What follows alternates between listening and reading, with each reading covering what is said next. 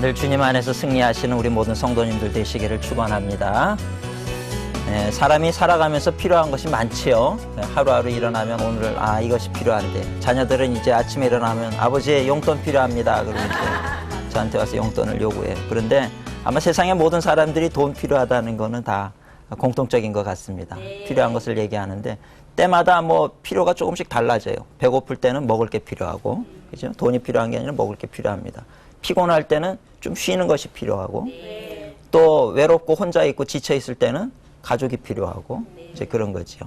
그래서 참 그 사람의 필요라고 하는 것이 그때그때 이렇게 달라지는 것을 볼 수가 있는데, 오늘 우리가 신앙인으로 살면서 가장 필요한 것이 있다라고 하면 그것은 성령님과 함께 하는 것입니다.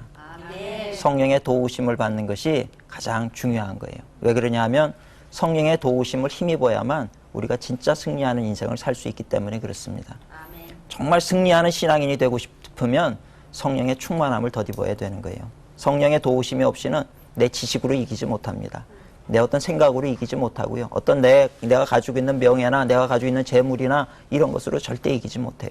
오직 성령의 도우심을 힘입어야지만 우리가 세상을 정말로 이기는 그런 삶을 살 수 있게 되는 줄로 믿습니다. 아멘. 예수님께서 제자들에게 이제 부활승천 하시기 전에 그걸 며칠 앞두고 제자들에게 하시는 말씀이 뭡니까? 내가 이제 너희를 떠나서 간다. 주님 가지 마십시오. 가야 된다. 내가 가야 보혜사 성령이 너에게 올 것이고 그것이 너에게 더 유익하다는 거예요. 보혜사 성령이 와야 너희들을 매 순간순간 도울 수가 있다는 것입니다. 예수님은 제자들과 함께 있었지만 가끔 떨어져 있을 때도 있었어요. 제자들 먼저 보내고 산에 가서 기도하실 때도 있고 그랬어요. 그렇지만 성령이 오시면 그것이 이제 따로 떼어놓는 것이 아니고 늘 성령님은 우리와 24시간 우리가 잠들어 있는 그 순간에도 우리를 돕기 때문에 보혜사 성령이 너에게 오는 것이 중요하다. 너에게 더 유익이 된다. 이런 말씀을 하셨던 것을 우리가 볼 수가 있습니다. 사도 바울도 성령으로 힘입고 보니까 성령님과 동행한다는 것이 너무나 감사했어요. 그래서 에베소에 가서 복음을 전할 때 제일 처음 마디 한 게 여러분들 평안하십니까? 뭐 이런 거 아니었어요. 여러분들 무엇이 문제입니까? 뭐 하나님의 축복이 함께하길 원합니다. 이런 얘기가 아니었고요. 제일 처음에 에베소 교인들에게 한 얘기는 너희가 믿을 때 성령을 받았느냐? 그 얘기를 한 거예요. 성령을 너희들이 받아야 된다는 거예요. 이 세상을 이겨가는 데 있어서 성령의 도우심을 힘입는 것이 그만큼 중요하다라고 하는 것을 이야기했던 모습을 우리가 볼 수가 있습니다. 제가 중학교 2학년 때 이제 여름에 아이들 캠프를 갔었어요. 수련회를 갔는데 이제 수련회를 가가지고서는 뭐 이제 기도회 하고 이제 개회 예배 첫 시간인데 예배를 참석을 했는데요. 예배 끝나고 나서 우리 통성으로 기도합시다. 그래가지고 통성으로 기도를 하는데 방언이 터진 거예요. 중학교 2학년 때. 그런데 제가 방언이 뭔지 몰랐거든요. 그때 기도를 막 하는데 막 혀가 막 꼬이면서 막 이상한 얘기가 막 나오니까 제가 놀랐어요. 그래서 기도만 하려고 그러면 막 혀가 막 말려 들어가고 꼬여 들어가가지고 얼마나 겁이 났는지 몰랐어요. 처음에는. 그래서 사흘을 그저 무슨 말만 하려고 그러면 집회가 아닌데도 막 혀가 자꾸 꼬여 들어가고 그래서 이거 무슨 중한 질병에 걸렸는지 이거 큰일 났다 생각을 해가지고 그러고 이제 수련회 마치고 겁이 나가지고 이제 내려와서 어머니에게 여쭤봤더니 그 방언 받은 거라는 거예요. 그 방언이 뭔가? 그때 성령 받으면 뭐 이제 성령이 임하시면 그런 방언이 터지기도 하고 그런다는 거예요. 근데 그 당시에는 왜 이런 게 꼭 필요한가? 그렇다고 해서 내가 더 지혜로워진 것 같지도 않고 내가 더 어떤 뭐 능력이 뭐 어린아이인데 뭐 그렇게 살아가는 데 있어서 특별히 뭐 그렇게 유익이 될 만한 그런 것을 찾지는 못했어요. 근데 제가 이제 대학교를 가고 청년 이제 시절을 지나서 전도사 생활을 하고 이러면서 이 정말 성령과 함께 동행한다는 것이 참 너무 귀한 것이로구나. 너무 깨닫는 것이 많았어요. 너무 배우는 것이 많았고 그래서 이 성령과 함께 동행한다라고 하는 것이 정말 축복이로구나 하는 것을 생각을 하게 됐습니다. 오늘 저는 짧은 시간 동안 성령과 동행하는 복된 삶이라고 하는 제목으로 잠시 몇 가지 말씀을 나누려고 합니다. 성령과 동행한다라고 하는 건 그 자체가 복된 삶이에요. 성령님의 도움을 힘입는다라고 하는 것은 정말 복된 일이다라고 하는 것입니다. 그런데 성령을 힘입어 사느냐 아니냐에 따라서 성령의 도우심을 받고 사는 사람과 그렇지 못한 사람은요, 삶의 질이 달라져요. 사는 모습이 달라지게 되어 있습니다. 성령과 동행하시는 인생을 사는 우리 성도님들이 되셔야 될 줄로 믿습니다. 근데 문제는 뭐냐 하면 성령님이 누군지 정확히 잘 모르시더라고요. 성령에 대해서 얘기를 하면 어떤 분들은 신비주의라고 얘기도 하고 어떤 분들은 또 열광주의라고 얘기를 하기도 하고 또 어떤 분들은 그런 거 필요 없다. 이제 얘기를 하는 분들도 있고 그래요. 근데 저는 이제 체험을 하고 보니까 성령님과 동행한다라고 하는 것은 뭐 그것이 옳으냐 그르냐 그런 뭐 논쟁의 수준을 뛰어넘는 겁니다. 일단 그것이 나에게 얼마나 힘이 되고 위로가 되고 능력이 되는지 모른다는 거예요. 제가 목회를 하면서도 성령의 도우심을 힘입지 않고 목회를 제대로 할 수가 있을까? 저는 할 수 없다고 생각을 해요. 성령의 도우심을 힘입는다라고 하는 건 너무나도 귀한 일입니다. 근데 정작 성령에 대한 이해들이 많이 다르다는 거예요. 저는 오늘 성령에 대해서 짧은 시간 동안 몇 가지 우리가 알아야 될 부분들을 말씀을 전하려고 합니다. 첫째로는 성령은 누구신가라고 하는 질문입니다. 성령은 누구시냐? 그러면 어떤 분들은 그냥 하나의 에너지, 어떤 능력 뭐 이렇게 생각하시는 분이 있어요. 근데 그것은 잘못된 생각입니다. 성령은 누구시냐 하면 하나님이세요. 우리가 삼위일체라는 얘기를 하시죠. 삼위일체가 뭘 의미합니까? 성부와 성자 예수님과 성령은 하나님이시라는 거예요. 성령이 하나님이시라고 하는 얘기는 뭡니까? 그분은 우리의 종이 아니라는 거예요. 우리가 섬겨야 될 분이고 우리가 존중해드려야 되는 분이라고 하는 것입니다. 근데 많은 분들이 그걸 잘 오해를 하세요. 그러니까 성령은 뭐 막 성령 받아라 그러고, 성령은요 그렇게 우리의 어떤 부림을 받는 그런 종의 형태를 가진 존재가 아니라는 거예요. 우리가 삼위일체, 성령도 하나님이라고 우리가 고백을 한다 그러면 성령님은 우리가 경배해야 될 우리의 경배의 대상이고 예배의 대상이라고 하는 것입니다. 그래서 우리는 성령 하나님, 그분을 인격적으로 우리가 모셔드리고 그분 앞에 우리가 인격적으로 반응을 해야 되는 거죠. 그러니까 하나님은 인격의 하나님이시거든요. 하나님은 무례하신 하나님이 아니세요. 항상 무엇을 할 때도 성경에 보면 모세야 그러고 다 얘기를 하고 그래서 어떤 협의가 이루어져야 하시지 강권적으로 역사 안 하시잖아요. 여호수아도 지도자로 세울 때 너 지도자 해. 못합니다. 하라면 해 이 녀석아 그러지 않으셨어요. 그죠? 해라. 설득하시고. 그래서 그 인격의 하나님이라고 하는 이야기는 바로 그런 겁니다. 무례하지 않아요. 예수님도 우리에게 들어오실 때 어떻게 하신다 그랬어요? 문 밖에 서서 우리의 문을 두드린다 그러잖아요. 우리가 열면 들어오시는 거예요. 그 인격자이시기 때문에. 그냥 확 열고 들어가가지고 너 오늘부터 예수 믿어? 그것이 아니라는 겁니다. 문을 두드릴 때 열면 반응하고 열면 주님도 반응하시고 들어오신다는 겁니다. 성령님도 마찬가지예요. 우리가 그 존재를 무시해버리면 우리에게 말씀을 안 하세요. 제가 그걸 깨닫고 나서 기도하면서 새벽 재단에 엎드려서 성령님 이거 지금 이 어려운 문제 있는데 이거 어떻게 가야 될지 알게 해주십시오. 깨닫게 해주십시오. 그러면 그 깨달음을 주세요. 아 이렇게 해야 되겠구나. 또 어떤 마음의 감동을 주세요. 그래서 그 일들을 할 수 있게 만들어주시고 그런 일들을 경험할 때마다 야 성령님과 동행하지 않고 내가 이 목회를 이거 제대로 할 수 있겠는가. 정말 또 그러고 또 어떨 때는 이 성령님과 함께 하니까 목회가 쉬워요. 어렵지가 않고 내가 막 마음에 분노가 날 때도 하나님 도와주세요. 성령님 도와주세요. 그럼 제 마음을 누그러뜨려 주세요. 그리고 하나님의 은혜를 깨닫게 하고 그러면 성령님께서 깨닫게 하시거든요. 깨닫고 나면 하나님의 은혜가 정말 이렇게 놀라운 것이로구나. 그거를 생각을 하면 말이죠. 내가 죄인인데 나 같은 죄인이 이렇게 은혜를 입었는데 내가 그 사람 용서 못할 까닭이 무엇인가. 이런 생각이 되면 그냥 그 순간으로 용서가 돼버리는 거예요. 근데 그게 안 되면 그냥 평생을 원수지간으로 이렇게 살아야 되거든요. 근데 성령의 도우심이 있으니까 그런 문제가 해결이 되는 겁니다. 또 어떤 성도님들이 저에게 많은 질문을 가져오잖아요. 성도님들 문제 있으면 다 목사님한테 와요. 그러니까 그거 가지고 오시면은 그거를 다 제가 들어드리고 답을 드려야 되는데 제가 그 처지 형편을 제대로 모르거든요. 짧은 시간 얘기를 듣고 뭔가 정답을 내려달라 그러는데 그건 사실은 뭐 그렇게 할 수 없는 부분이죠. 그럴 때 어떻게 그렇다가 안 해줄 수도 없고 그러니까 그런 문제 있으면 또 새벽 재단에 엎드려가지고 하나님 앞에 기도하는 거거든요. 하나님 이거 우리 집사님 이러시는데 이거 하나님 어떤 것이 정답인지 알려주세요. 어떻게 해야 됩니까? 그럴 때 마음에 또 감동을 주시면 그래서 제가 기도해 보니까 이런 감동이 있는데 이러시는 것 같아요. 그렇게 하시면 좋겠습니다. 그리고 답을 주시면 그분들이 좋아하세요. 기뻐하시고 또 그러고는 또 며칠 있다가 와서 아 그렇게 했더니 이 문제 풀렸다 그러고 그런 얘기를 들을 때 목회가 얼마나 신이 나는지 모릅니다. 목회하는 기쁨이라고 하는 것이 이런 것이로구나. 그러니까 하나님, 성령 하나님, 우주를 창조하신 천지 만물을 창조하신 그 하나님이 나와 매일 대화하고 사시는 거예요. 그게 보통 특권인지 아십니까? 제가 어느 뭐 한국의 대통령, 미국의 대통령과 대화를 해도 뭐 영광이라고 얘기할지 모르지만 그거보다 더 귀한 것은요. 하나님과 대화하는 거예요. 하나님께 내 마음을 아뢰고 하나님과 더불어서 교제하며 살아간다는 것. 이 축복을 빼앗긴다라고 하는 것은요. 정말 상상하기도 싫은 일이라고 하는 것입니다. 성령님과 동행해야 되는 그 성령님은 누구시라고요? 인격의 하나님이시라는 거예요. 그러니까 그분은 뭐 성령의 불을 받아야 되고 성령으로 뭐 어떤 하나의 힘으로 에너지로 내 안에 오셔야 되고 이게 아니에요. 성령님 하나님으로 내 안에 오시옵소서. 내 안에서 나의 경배를 받아 주시옵소서. 내 안에서 나의 삶을 인도해 주시옵소서. 이게 성령 하나님과 올바른 교제라고 하는 것입니다. 그러니까 성령님은 인격의 하나님이 되시고, 그렇죠? 그래서 경배의 대상이 되시고 인격자이시면서 능력을 갖추신 분이시다. 그분이 내 안에서 나와 함께 하신다. 너무나도 귀한 일이라고 하는 것입니다. 그리고 또 성령은 누구시냐 하면 바로 그리스도의 영, 진리의 영이라고 얘기하고 있어요. 그래서 로마서 8장 9절이나 베드로전서 1장 11절, 요한복음 14장 17절에 볼 것 같으면 그리스도의 영, 성령은 그리스도의 영이에요. 무슨 말이냐면 성령이 임하시면 그리스도를 전하게 돼 있다는 거예요. 또 우리가 그리스도를 전하다 보면 성령을 받게 돼 있는 거예요. 그래서 성령 충만한 사람들은 나가서 복음을 전하게 돼 있는 겁니다. 진리의 영이라고 했죠. 근데 진리가 무엇입니까? 예수 그리스도가 진리인 거예요. 요한복음에 뭐라 그래요? 내가 곧 길이요 진리요 생명이라. 진리는 오직 예수 그리스도만이 진리입니다. 세상에 그 어떤 것도 진리일 수가 없어요.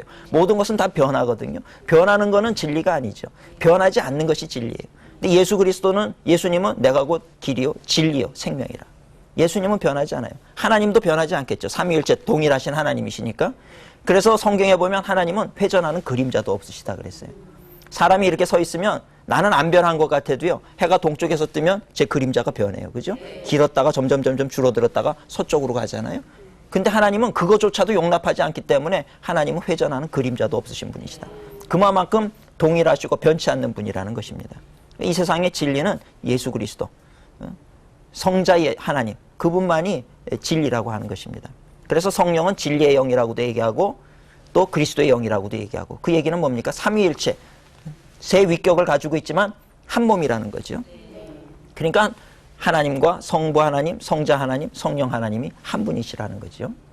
그분이 바로 성령님이에요. 그래서 우리가 성령에 대한 오해, 첫 번째로 풀어야 되는 것은 성령은 그냥 우리가 마음대로 부리는 영처럼 그렇게 부려지는 것이 아니고 우리에게 오셔서 우리를 인도해 주시고 우리의 경배를 받으시고 우리와 동행하시고 우리를 축복하시는 분이시라고 하는 것을 알고 우리가 성령님에 대해서 존중히 여기는 마음을 가져야 될 줄로 믿습니다. 아멘. 그다음에 두 번째로 우리가 알아야 되는 것은 성령님과 동행한다는 증거가 무엇입니까? 이거 많은 분들이 궁금해하세요. 성령님과 내가 정말 동행하는지 어쩐지 저 잘 모르겠습니다. 얘기를 해요. 어떤 분들은 방언하십니까? 방언한다 그러면 그럼 성령님이 함께한다는 증거입니다. 이렇게 얘기하지만 그러나 방언은요, 성령의 임재에 대한 하나의 외적인 증거이지 그것이 성령이 함께 하시는 유일한 길은 아니라고 하는 거예요. 방언은 은사입니다. 은사는 여러 가지예요. 예언의 은사도 있고요, 지혜의 은사도 있고 심지어는 섬김의 은사도 있어요. 교회에서 섬기는 거 좋아하는 분들, 권면하는 은사도 있고요. 섬김의 은사 참 귀한 거예요. 근데 많은 분들이 은사 달라 그럴 때 주로 이제 예언의 은사 받기를 좋아하고, 그죠? 또 때로는 뭐 방언 통변하는 은사 받기 좋아하고 그래요. 왜 그런지 아십니까? 잘난 척하고 싶어서. 잘난 척하고 싶어서 그래요. 그 하나님께서 은사를 주시는 거는요, 교회에 덕을 세우라고 주시는 거예요. 사람을 죽이라고 주는 것이 아니고 내 교만을 드러내라고 주는 것이 아니고 교회를 섬기고 성도를 섬기라고 주는 것이, 그것이 성령의 은사예요. 그러니까 교회에서 목사님이 성도님들에게 빗자루 하나씩 이렇게 드리면 그거를 왜 줄까요? 쓰르라고 주는 거죠. 그죠? 쓰르라고 주지 그거를 이거 우리 목사님이 아주 저 유명하신 목사님인데 목사님이 날 줬다 그러고 그거 여기 훈장처럼 달고 다니는 사람 없죠. 그죠? 근데 우리는 하나님이 주시는 은사를 달고 다니려고 그래요. 그거 잘못된 거라는 거예요. 은사는 활용하라는 거예요. 그걸 통해서 쓰러져가는 사람을, 영혼을 살리고 교회에 덕을 세우고 하나님 앞에 영광 돌리도록 주신 것이 하나의 도구라 이 말이에요. 선물이에요. 기프트거든요. 그러니까 성령의 그 은사인데, 근데 그 많은 은사 가운데 주로 이제 뭘 받기를 원합니까? 그럼 선물도 내가 받고 싶은 게 있어요. 그래서 저 예언하는 은사 받고 싶습니다. 아니면 뭐 통변하는 은사, 아니면 치유의 은사 받고 싶습니다. 뭐 이런다고요. 제가 우리 성도님들 가끔 그런 분들 계시면 얘기해요. 그거 받아서 뭐 하시려고 그럽니까? 그럼 가정재단 쌓으실 겁니까? 이제 얘기를 하는 거예요. 근데 그거는 정말 그런 은사가 있으면은 활용하라고 주셨기 때문에 활용해야 되는 거거든요. 근데 일반적으로 평신도들이 그런 은사를 가지면 그 교회가 어려움 당하더라고요. 보면은 그냥 좀 뭐 은사 받았다 그러면은 목사님 설교할 때 그거 판단하고 비판하고 그래가지고 교회를 분열시켜요. 교회에 덕을 세우라고 주시는 건데 교회를 덕을 세우는 것이 아니라 교회를 깨부수는 일에 그것들을 활용할 때가 있어요. 그러니까 그 어떤 은사를 받는다라고 하는 건 참 어떻게 보면 때로 내가 그것을 컨트롤할 수 있는 힘이 없으면 위험한 거더라는 거예요. 칼이라고 하는 게 매우 유용한데 어린 애들한테는 칼 안 주죠. 그걸로 자기를 상하게 할 수 있으니까. 근데 은사도 어떻게 보면 내가 그걸 감당할 만큼 성숙해 있지 않으면, 믿음의 자세가 준비되어 있지 않으면 그걸 하나님께서 주시지 않는 때가 많이 있더라고요. 그러니까 우리는 그냥 무작정 나도 주세요, 나도 주세요 그러지만 하나님 보실 때 그게 안 돼 있으면 그걸 허락하지 아니하시는 거죠. 근데 은사 중에 정말 귀한 게 있습니다. 섬김의 은사라고 하는 거예요. 그런데 교회에서 성도님들에게 물어보면 섬김의 은사는 다 받기 싫어해요. 아이, 그거는 싫습니다, 이러면. 그런데요, 섬김의 은사가 진짜 귀한 거거든요. 근데 우리가, 그러니까 우리 기준이, 우리의 생각이 그만큼 오염되어 있는 거예요. 그냥 남들이 볼 때, 신령하신 분, 이런 소리 듣는 거 좋아하고 그러지, 예? 정말 중요한 거, 우리에게 필요한 거. 섬김의 은사는 왜 중요하냐 하면요, 그게 바로 예수님을 닮는 은사이기 때문에 그래요. 예수님을 닮아가는 은사예요, 그게. 예수님이 섬기기 위해서 오셨다 그러잖아요. 바로 이 섬김의 은사라고 하는 것은 예수님을 닮아가는 은사이기 때문에 귀한 것이라고 하는 겁니다. 근데 우리는 그것을 잘 몰라가지고 안 받아요, 그런 거는. 그냥 그런 거 해봐야 내가 저기 교회 가서 저기 대우도 못 받는 데 가서 저기 밑바닥에 가가지고 그렇게 부엌대기처럼 뭐 이렇게 심한 말 하면서 말이죠. 그러고 싶지 않다. 그래서 그런 거 안 받고 싶어 하지만 진짜 중요한 건 바로 그런 은사가 귀하고 중요한 은사라고 하는 것을 우리가 알아야 될 줄로 믿습니다. 그러니까 그런 은사가 이렇게 아주 차분차분하게 이렇게 쌓여져 있는 사람에게 나중에 하나님께서 방언 통변의 은사도 주시는 거고요. 그래요. 그렇게 해서 교회를 돕고 목사님을 도와가지고 이렇게 협력하게 만드는 거죠. 여러분, 은사가 먼저입니까? 질서가 먼저입니까? 교회는요, 질서가 먼저입니다. 그래서 성도님이 아무리 목사님들은 주로 이제 말씀의 은사를 받는 거죠. 말씀의 은사, 권면하는 은사, 이런 은사들이 있어요. 목사님 가르치는 은사. 그런데 이 은사 받았다는 분들이 이게 목사님을 막 위해서 내가 신령하니까 더 신령하다 그러고 이렇게 하기 시작하면 교회 질서가 깨지면요, 그럼 어려움 당하는 거예요. 그래서 은사가 아무리 많다 할지라도 교회의 질서를 먼저 지켜야 돼요. 하나님 질서의 하나님이시거든요. 그 질서 안에서 우리의 역할을 감당을 하는 거예요. 제가 볼 때는 이 몸에서 말이죠, 중요한 건 머리잖아요. 머리인데 이 팔이 자기 마음대로 움직일 수 있고 머리는 아무것도 못한다고 머리를 때리면 어떻게 됩니까? 그거 안 되는 거죠. 질서가 깨지는 거예요. 다 여기에 지시를 받을 때 손이 제 기능을 할 수 있는 거고 다리가 제 기능을 할 수 있는 거죠. 그러니까 교회는 질서가 정말 중요합니다. 그래서 은사 받으신 분들이 때로 그 악한 영의 도구가 될 때가 많이 있어요. 그게 참 위험한 거라 이 말이죠. 그래서 하나님과 동행한다는 증거는 그런 은사 가지고 얘기를 하지만 그 은사는 하나의 외적인 증거일 뿐이에요. 진짜로 하나님과 성령님이 나와 동행한다라고 하는 증거는 뭐냐면 고린도전서 12장 3절에 있어요. 그 말씀이 뭐냐면 성령으로 아니하고는 누구든지 예수를 주라고 시인할 수 없느니라. 정말 내 마음속으로 예수님은 나의 구주가 되십니다. 예수님 십자가에 달려 죽으신 거, 피 흘려 주신 거 나를 구원하시기 위하심입니다. 이거를 정말로 고백할 수 있으면 그 안에 성령님이 함께 하시다는 증거라고 하는 겁니다. 그래서 저는 은사가 없는데요. 은사가 없어 보일 뿐이에요. 어떤 은사가 주어져 있는지 몰라요. 섬김의 은사가 있을 수도 있고요. 그 밖에 여러 가지 가르치는 은사가 있을 수도 있고 그래요. 근데 우리는 은사 그러면 제일 먼저 떠오르는 게 예언 아니면 뭐 방언 아니면 통변 아니면 그거 몇 가지만 우리가 생각하기 때문에 그거 없으면 나 은사 없다고 생각하지만 그렇지 않다는 겁니다. 정말 우리가 예수님 나의 구주입니다. 예수님의 십자가의 은혜를 생각할 때 내가 마음이 벅차올라. 성령이 함께 하신다는 증거라는 거예요. 여러분, 성령이 함께 하지 않는 분들, 제가 전도할 때 보면 말이죠, 전도를 하면 안 믿어진다는 거예요. 그게 어떻게 믿어지냐고 얘기하는 분들이 있어요. 근데 교회에서 성도님들 믿어지잖아요. 그건 바로 성령님께서 우리와 함께 하신다는 증거라고 하는 것을 우리가 알아야 될 줄로 믿습니다. 그러니까 방언 못한다고 해서 성령이 나와 함께 하지 않는 것이 아니라는 것입니다. 사무엘상 19장에 보면 재밌는 기사가 나와요. 사울 왕이 다윗을 죽이려고 얼마나 애를 썼어요. 그죠? 다윗을 죽이려고 막 애를 썼는데 다윗이 사무엘 선지자랑 라마라요시라고 하는 곳에 가 있었어요. 사울이 그 정보를 알았어요. 그래서 군사들을 보내는 거예요. 잡아오라고. 그러니까 이 군사들이 창을 들고 라마라요스로 그 사무엘이 있는 곳으로 다윗을 잡으려고 왔어요. 왔는데 이 사무엘이 얼마나 성령이 충만합니까? 정말 하나님이 기뻐하신 하나님의 종이었거든요. 그러니까 성령 충만한 사람 옆에 가면은 성령으로 충만함을 덧입는 거예요. 그러니까 우리가 성령 충만하려고 그러면 자꾸 교회 모이고 기도하는 자리에 모이고 하면 성령이 충만해지는 거예요. 맨날 쇼핑 다니고 그러면서 텔레비 보다가 성령 충만하는 일 절대 없습니다. 그렇죠? 그러니까 은혜를 사모하는 자리에 있을 때 그때 성령이 임하는 거예요. 사무엘을 잡으려고 군사들이 왔는데 사무엘 그 옆에 가니까 이 성령에 취해가지고 이 군사들이 막 예언을 하기를 시작을 했어요. 다윗을 잡으러 왔다가 예언을 막 해버린 거예요. 그러니까 두 번째 군사를 보냈는데 또 잡으러 왔다가 또 그 라마나요스에 들어오자마자 막 방언이 터진 거예요. 세 번을 그랬어요. 그러니까 다 사울이 그 얘기를 듣고 그럼 이번에 내가 직접 간다. 그래서 사울이 가는데 라마라요스의 그 길로 들어서면서부터 걸어가면서 예언이 막 터져 나오기를 시작한 거예요, 사울이. 그래가지고서는요, 다윗을 잡지도 못하고 거기서 예언만 하다가, 그러고 이제 사울이 돌아왔어요. 근데 한 가지 우리가 중요한 그 일을 통해서 알아야 될 게 뭐냐면, 사울이 그렇게 갔을 때, 하나님 앞에 이미 버림받았을 때라는 거예요. 이미 버림받았는데 예언을 했어요. 그게 뭘 의미할까요? 참 우리가 이 부분을 우리가 심각하게 생각을 해야 되는 아주 중요한 부분입니다. 우리가 성령 충만은요, 두 가지로 나눌 수가 있어요. 외적인 충만과 내적인 충만으로 나눌 수가 있습니다. 둘 다 중요해요. 은사는 주로 외적인 충만으로 오는 거예요. 어떤 기적적인 일들, 귀신을 쫓아내고 병든 자 치유하고 하는 건 이 외적인 은사로 와요. 그런데 때로 이렇게 말씀드리면 또 이상하게 받아들이실지 모르겠지만 외적인 은사로 오는데 구원받지 못하는 사람이 있다는 거예요. 그러니까 방언하고 통변하고 귀신 쫓아낸다고 구원받는 사람이냐면 그렇지 못할 때가 있다는 거예요. 내적인 은사가 비어있을 때는 구원에 이르지 못한다는 것입니다. 그러니까 성령 충만할 때는 내적으로 충만하고 외적으로 충만해야 되는 거예요.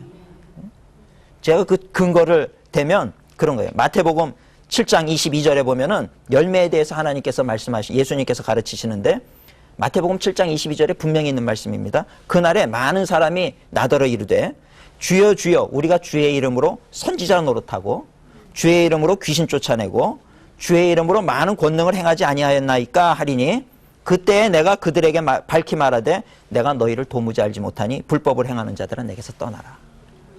그죠? 네. 제 얘기가 아니고 성경에 있는 말씀입니다. 그렇게 귀신을 쫓아냈어요. 선지자 노릇을 했어요. 많은 권능을 행했어요. 그러나 외적인 충만은 사실 중요한 게 아니라는 거예요. 내적으로 충만해지고 하나님의 영광을 위할 때 그 은사가 진가를 발휘하는 것이지 그 은사로 말미암아 교회에 덕을 세우지 못하고 자기 교만으로 삼고 그러는 사람. 사울도 하나님 앞에 버린 자인데 성령 충만한 곳에 가니까 방언했다는 거예요. 예언했다는 거예요. 그래서 주로 이제 외적인 거를 우리는 은사라고 얘기하고 내적인 충만을 뭐라고 얘기하냐면 열매라고 얘기를 하는 거예요. 그러니까 오직 성령의 열매는 갈라디아서 5장에 있는 말씀이죠. 오직 성령의 열매는 뭐라 그랬습니까? 사랑, 희락, 화평, 인내, 자비, 양성, 충성, 온유, 절제 9가지 성령의 열매를 얘기하잖아요. 근데 성령의 열매를 가만히 놓고 보세요. 사랑 뭡니까? 이 성품이에요. 다 성품을 얘기하는 거예요. 그러니까 예수 믿고 성령이 충만해지면 성품이 변화되어지는 거예요. 그걸 열매라고 얘기하는 겁니다. 은사를 주시는 이유는 열매를 맺으라고 주는 거예요. 그러니까 우리가 성령 충만해졌을 때 제일 먼저 해야 되는 것은 우리 성품이 달라지기를 시작해야 되는 거예요. 사랑할 수 없었는데 사랑하게 되고 기쁨을 잃었는데 성령이 충만하니까 내 안에서 알 수 없는 기쁨이 넘쳐나는 거예요. 평안이 오기를 해요. 뭐 지금 경제적으로 어려운데도 성령이 임하니까 내 마음속에 평안이 있어요. 흘러 넘치는 거예요. 참지 못했는데 이제는 참을 수가 있어요. 자비로워지고요. 착한 일, 선한 일을 하게 되고요. 절제하게 되고요. 충성하게 되고 성령이 임해서 내 내적인 변화가 임하는 거예요. 근데 내적으로 충만해지게 될 때 거기에 정말 구원의 열매가 맺혀지게 되는 줄 믿으시기를 바랍니다. 그러니까 이게 성령의 성령님과 동행한다라고 하는 것은 뭐 방언이나 이런 것일 수도 있지만 사실은 외적인 것보다 더 중요한 것은 내적인 변화라고 하는 겁니다. 근데 많은 사람들이 보통 어떤 교회들 보면은 성령으로 막 방언하고 막 뭔가 신비 체험을 하고 하는 분들이 많은 교회일수록 교회의 질서가 무너지고 있는 걸 볼 수가 있어요. 그러니까 이거를 잘 정리를 해서 가르쳐 줘야 되는데 그러지 못하니까 그저 그냥 방언해, 너는 방언해, 난 예언해. 그럼 막 내 위로 올라가고 막 점점 올라가려고 그러고 그래 나는 환상을 막으면 막 또 더 올라가려고 그러고 나 귀신 쫓아내고 더 올라가려고 그러고 서로 그냥 막 이러니까 당파 싸움이 일어나고 그러는 거예요. 고린도 교회, 고린도서를 보면요. 고린도 교회가 초대교회 때 그 성령의 역사가 굉장히 강했던 교회였어요. 그런데 금방 무너져 버리는 교회가 되고 말아요. 질서를 잃어버렸기 때문에 그렇다는 것입니다. 그래서 우리가 성령으로 충만할 때는 외적인 충만과 내적인 충만이 있는데 내적인 충만이 정말 먼저 선행되어야 되는 그런 성령의 은혜라고 하는 것을 우리가 기억해야 될 줄로 믿습니다. 아멘. 그래서 오늘 이제 제가 말씀드리고자 하는 것은 시간이 많이 갔는데 세 가지인데요. 이 성령과 동행한다라고 했을 때 왜 유익이 있는가? 어떤 유익이 있는가? 세 가지를 잠시 말씀을 전할게요. 첫째는 성령이 임하게 되면 능력을 받게 되기 때문에 그래요. 사도행전 1장 8절에 뭐라 그럽니까? 성령이 너에게 임하시면 너희가 권능을 받는다 그랬잖아요. 능력이 생기는 거예요. 사람이 살아가는 데 있어서 이 능력이라고 하는 거 필요하잖아요. 그죠? 우리가 세상에 남자들 살아갈 때 능력 있는 사람이 되려고 얼마나 했습니까? 그렇죠? 뭐 좀 요즘은 뭐 직장에서도 영어 공부하고 얼마나 대단하게 공부하는지 몰라요. 이 능력 얻으려고 말이에요. 그렇게 애를 쓰는 거예요. 그래가지고서는 어떻게 해서든지 남들보다 앞서가려고 이제 그러는 거죠. 저도 어렸을 때 이 능력 받으려고 얼마나. 어렸을 때의 능력이 뭡니까? 주로 이제 구슬치기 능력. 딱지 따먹기 능력. 뭐 이런 거죠. 그죠? 그래서 이렇게 막 종이를 이렇게 접어가지고 딱지를 가지고 막 쳐가지고 말이죠. 넘기면은 그거 따는데 제가 얼마나 잘했는지요. 그냥 식음을 전폐하고 그거를 해가지고요.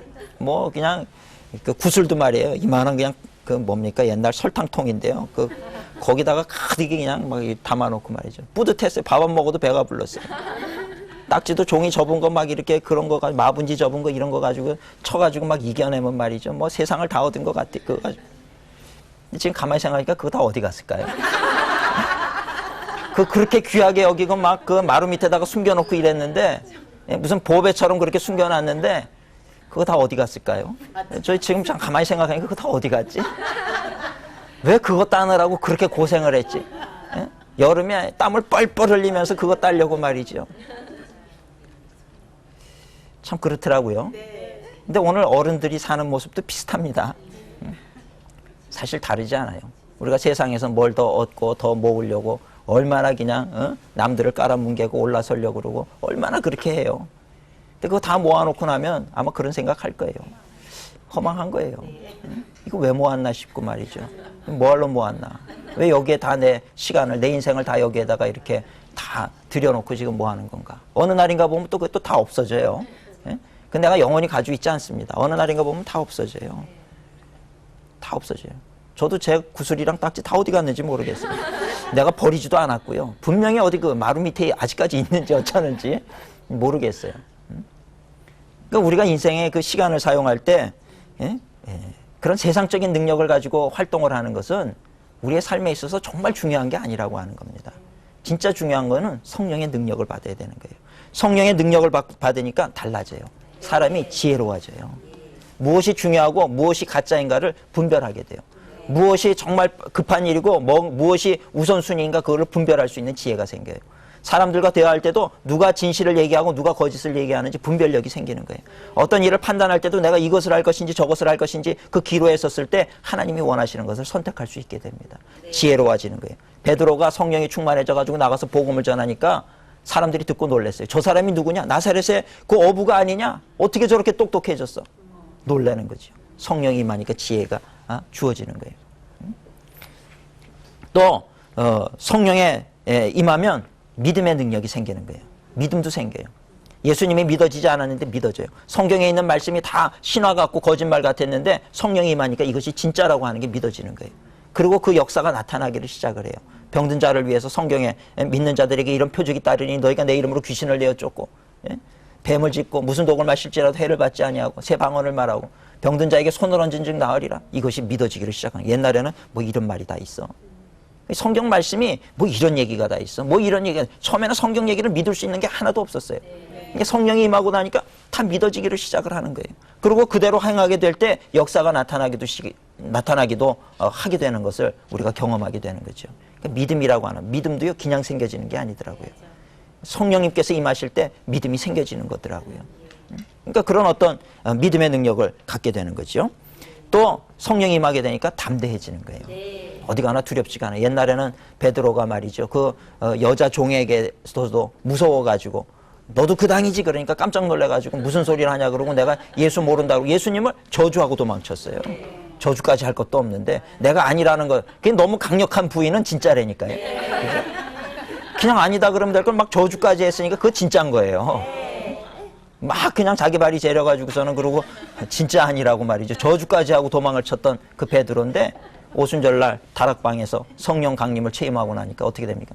담대하게 갔어요. 대제사장들 앞에 서가지고 여종 앞에서도 두려워 떨던 베드로가 대제사장 앞에서도 너희가 죽인 그 예수가 바로 그리스도다, 메시아다 선포하는 거예요. 그러고 나가서 복음을 전했더니 3,000명이 회개하고 돌아오고 5,000명이 회개하고 돌아오는 역사가 일어나게 된 줄로 믿습니다. 아멘. 담대해지는 거예요. 성령이 충만해지면 거짓말하지 않습니다.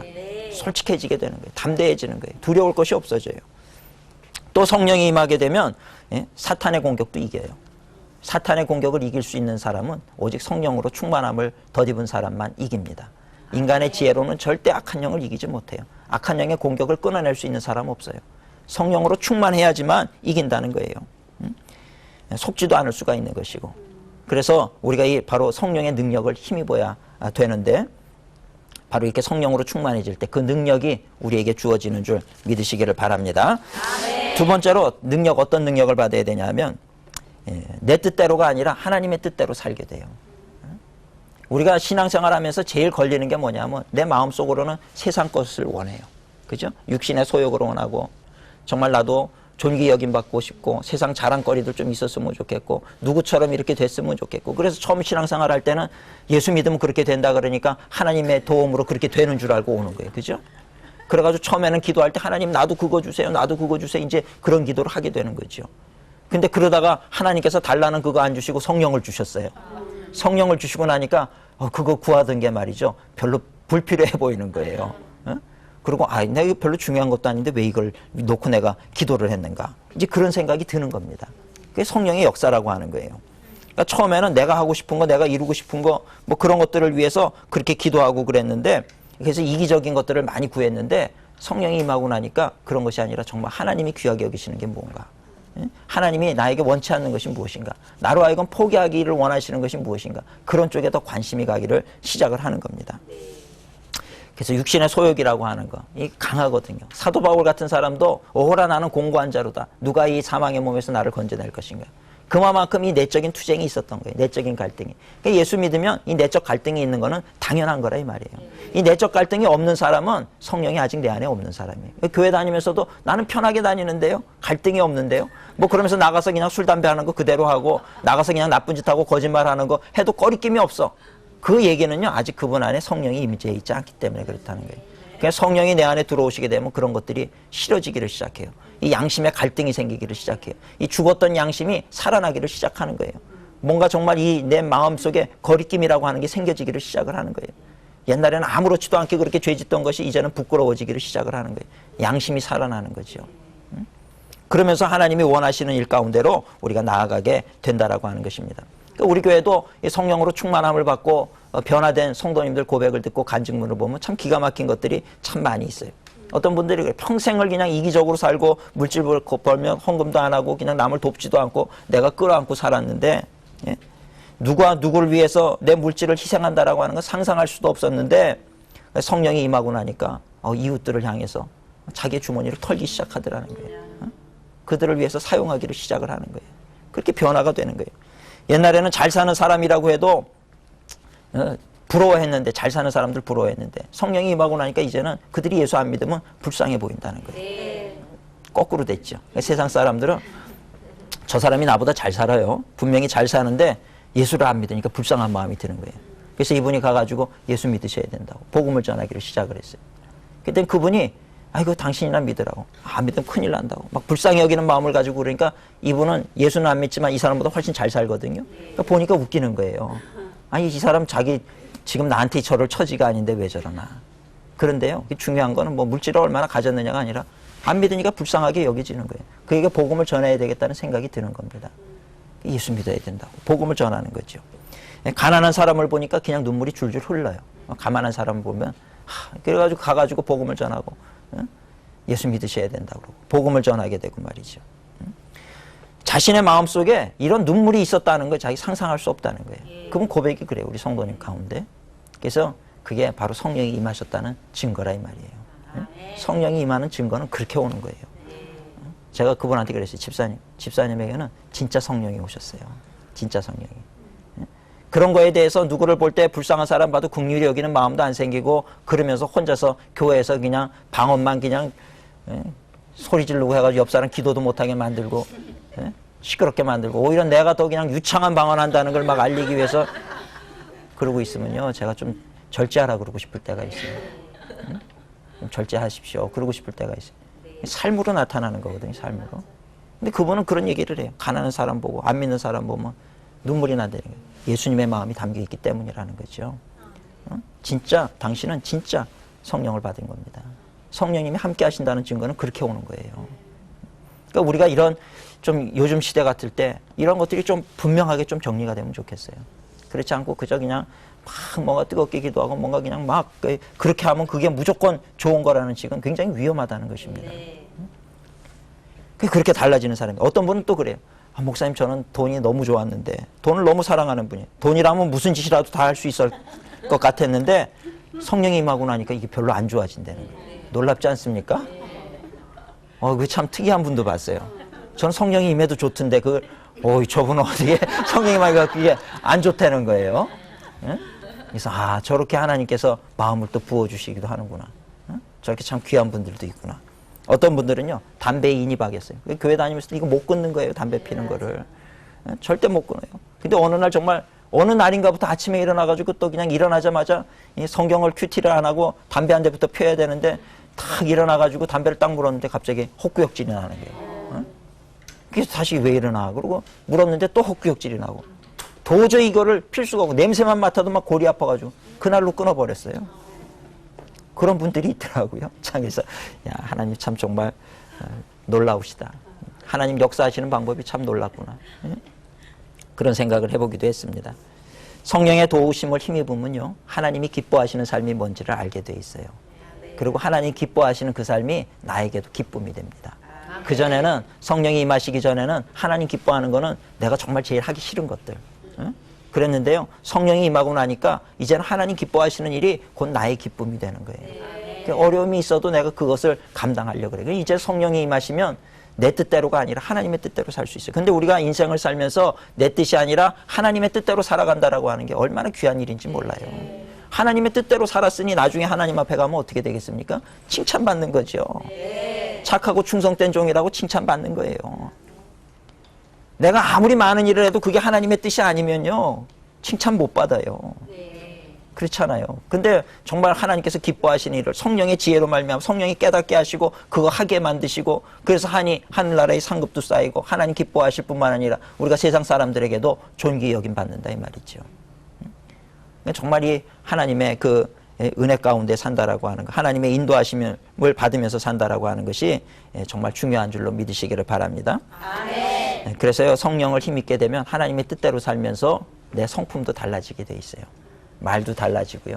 생각하는 것도 달라지고요. 하나님의 뜻대로 생각해요. 옛날에는 나 중심이었는데 내가 이렇게 해서 유익이 될 것이 무엇인가 생각했는데 성령을 받고 나니까 하나님의 뜻을 생각하게 되고 하나님이 기뻐하시는 게 뭔가 이걸 통해서 내가 어떻게 하기를 원하시는가 그런 쪽으로 우리의 생각의 방향이 전환이 된다 이 말이죠. 그런 것들 우리가 경험할 때마다 정말 감사한 거죠. 하나님 내가 옛날에 믿지 않을 때는 그냥 하나님의 뜻대로 산다는 게 그게 너무 싫어가지고 교회 다니기도 싫었는데 이렇게 하나님 성령님께서 임하셔서 내 마음을 바꿔주시니까 이제는 세상 것 보는 게 싫어요. 그렇게 하나님의 뜻대로 사는 게 너무나도 기쁘고 감사하면서도 또 그 일을 그렇게 감당할 수 있게 하시니 감사합니다. 말이 달라지고 행동이 달라지고 성품이 달라지고 오늘 우리 성도님들도 정말 성령 충만해서 이렇게 우리가 내 뜻대로가 아니라 하나님 기뻐하시는 뜻대로 살아갈 수 있기를 주님의 이름으로 축원을 드립니다. 아멘. 마지막으로 성령이 함께 동행하시면 주어지는 또 하나의 큰 유익이 있습니다. 그건 뭐냐면 예수 그리스도를 전하게 되어 있다는 거예요. 아멘. 성령으로 충만한 사람의 가장 확실한 증거는 그가 예수님을 전하는지 안 전하는지를 보면 알아요. 아까도 말씀드렸듯이 성령은 무슨 영이라고요? 그리스도의 영이에요. 그리스도의 영. 그러니까 성령이 임했으면 권능을 또 주시는 이유도 사도행전 1장 8절에 뭐라 그랬습니까? 오직 성령이 너에게 임하시면 너희가 권능을 받고 권능을 받는 이유가 뭐예요? 예루살렘과 온 유대와 사마리아와 땅끝까지 이르러 뭐가 돼요? 내 증인이 되리라. 증인 되라고 권능을 주시는 거라 이 말이에요. 그러니까 그리스도를 전하게 돼 있어요. 성령. 그럼 뭐 친구에게도 예수님을 전하고 싶은 거예요. 옛날에는 커피숍에 모이면 수다를 떨기가 좋았는데 이제는 예수 믿고 성령으로 충만해지니까 예수를 전하고 싶은 거예요. 저 사람도 예수 믿어야 되는데 기회를 보는 거죠. 차 마시다가 틈만 나면 교회 다니니 이제 이게 던지는 거죠. 그죠? 복음을 전하게 돼 있어요. 누구든지 만나면 복음을 전하고 싶은 거예요. 예수님을 전하고 싶은 마음이 드는 거예요. 그러니까 우리가 그 성령이 임하면 그런 권능 받는데 정말 예수 그리스도를 전하라고 우리에게 권능을 부어주시는 줄로 믿습니다. 아멘. 옛날에 제가 4인 사색하면서 그 전도편에서 이 말씀을 드렸는데 다시 간략하게 요약을 하면요 그런 겁니다. 마지막 날에 가장 큰 상급이 뭐냐면 영혼 구원의 상급이에요. 아멘. 그거보다 귀한 것이 없어요. 하나님이 이 땅에 왜 오셨습니까? 영혼 구하시려고 오셨어요. 잃어버린 영혼을 찾으려고 오셨어요. 그 대가를 지불한 게 뭡니까? 십자가의 죽으심이에요. 하나님은 당신의 생명을 줘서라도 우리를 구원하시기를 원하시는 것이 하나님의 마음이었다는 거예요. 아멘. 그 디모데전서에도 보면 하나님의 소원이 있는데 그게 뭐냐면 모든 사람이 구원을 받고 진리를 아는 데 이르시기를 원하느니라. 아멘. 그러니까 하나님의 소원이란 말이죠. 그러니까 오늘 우리가 예수님께서 이 땅에서 12명 제자 훈련시킨 이유가 뭡니까? 세상을 변화시키라고, 복음 전하라고 12명 훈련시킨 거예요. 그냥 바로 오셔서 십자가에 죽으실 수 있었어요. 그렇잖아요. 근데 바로 십자가에 달려 죽으시지 않고 3년 동안 제자들 12명을 그냥 또 가르치고 같이 먹고 자고 숙식을 같이 하면서 그렇게 교육을 시킨 이유는 무엇이겠습니까? 그들로 하여금 정말 제자 삼아서 그들로 하여금 복음을 전하는 자가 되게 하기 위해서 그렇게 그런 일들을, 그렇게 제자 훈련을 시키셨다라고 하는 것입니다. 그래서 오늘 우리도 이 복음 증거하는 거, 이 일에 우리가 최선을 다하고 달려나갈 수 있는 우리가 돼야 될 줄로 믿습니다. 아멘. 그래서 때를 얻든지 못 얻든지 우리가 늘 예수님을 전하는 사람이 돼야 되는 거예요. 그러니까 우리가 성령님께서 나와 함께 하신다는 증거는 여러 가지 능력도 있고 권세도 생기고 또는 내가 내 뜻보다 하나님의 뜻대로 살고자 하는 마음도 있고, 그렇지만 가장 확실한 증거는 예수 그리스도를 증거하느냐 못하느냐, 이것이 내가 방언을 하느냐 안 하느냐보다 더 중요해요. 제가 오늘 자꾸 이 방언보다 더 중요한 걸 얘기하니까 방언은 아무것도 아닙니다. 이 얘기는 절대 아닙니다. 방언의 은사는 또 그거 자체로서 굉장히 놀라운 거예요. 방언을 통해서 우리가 하나님을 영으로 찬미할 수도 있고 찬양할 수도 있고, 우리가 이성적으로 생각하지 못하던 것들도 이 방언을 통해서 하나님 앞에 성령이 친히 간구하시고 탄식하는 그런 기도를 올려드리기도 해요. 그러니까 너무나도 귀한 것입니다. 그러나 지금은 이 균형이 깨졌어요.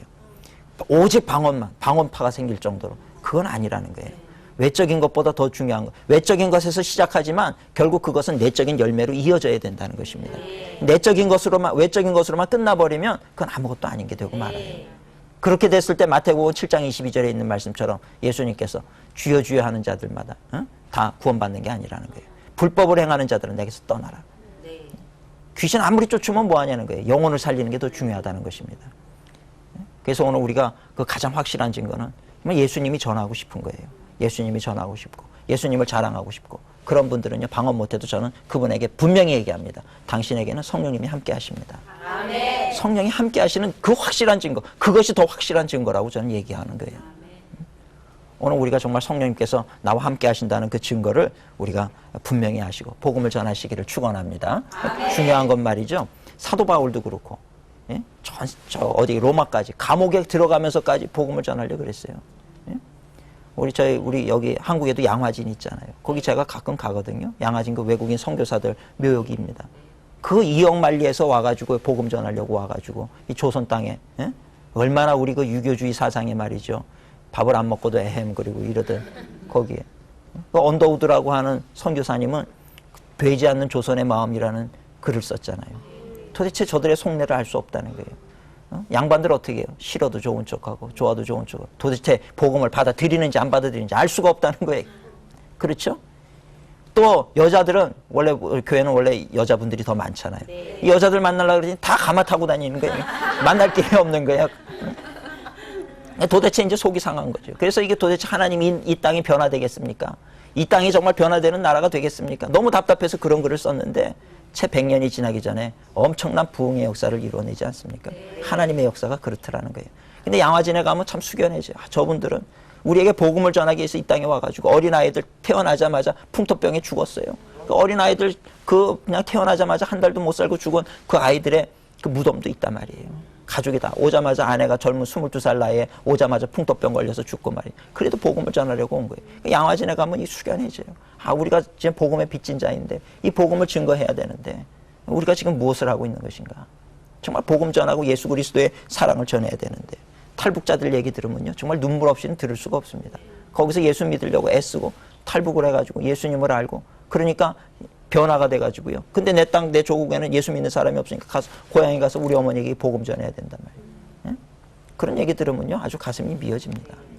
그런 안타까운 모습들을 우리가 볼 수가 있습니다. 오늘 우리 성도님들 정말 영혼 구원을 위해서 충성할 수 있기를 주님의 이름으로 부탁을 드립니다. 우리 그리스도인들 성령으로 충만함을 받아야 되는 이유가 뭐겠습니까? 자신감을 가지고요. 세상 나가서 세상 사람들에게 친절해야 돼요. 친절을 베풀어야 되고요. 할 수만 있으면 섬기는 자리에서 이웃들을 자꾸 섬겨야 돼요. 섬기고 나누어주고 베풀어주고 기회가 닿는 대로 또 예수님을 소개하고 또 악한 영들 공격 오면 성령의 도우심을 힘입어서 물리쳐버리고 이기고 위기를 극복하고 이렇게 살아가는 자가 복되다는 거지요. 오늘 그렇게 정말 성령의 도우심을 힘입어서 믿음으로 세상을 이기시는 복된 우리 모든 성도님들이 되시기를 주님의 이름으로 축원을 드립니다. 아멘. 할렐루야. 근데 그 성령의 충만함을 어떻게 받아야 돼요? 누가복음 11장 13절에 보면 구하라 그랬어요. 구하면 주실 것이라 그랬어요. 성령의 충만함을 힘입어서 승리하는 우리 모든 성도님들 되시기를 주님의 이름으로 부탁을 드립니다. 경청해 주셔서 감사합니다.